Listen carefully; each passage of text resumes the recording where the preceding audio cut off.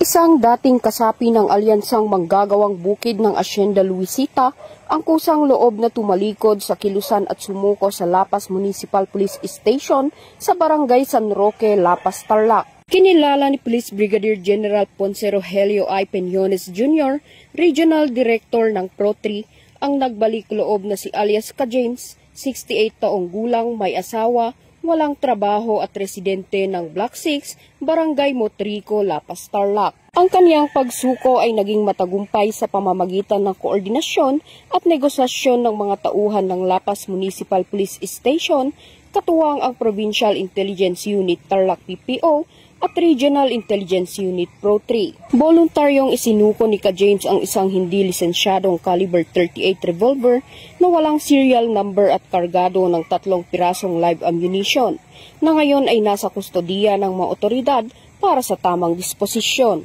Patuloy na isinusulong ng Pro-3 at Tarlac PPO ang mga programa para hikayatin ang iba pang dating kasapi ng mga makakaliwang grupo na magbalik loob, talikuran ang marahas na ideolohiya at mamuhay ng mapayapa alinsunod sa layunin ng pamahalaan tungo sa mas ligtas at mas maunlad na komunidad. Mula dito sa gitnang Luzon, ako ang inyong PNN correspondent, Patrol Woman Janice Bulahaw, alagad ng batas, tagataguyod ng Balitang Pulis.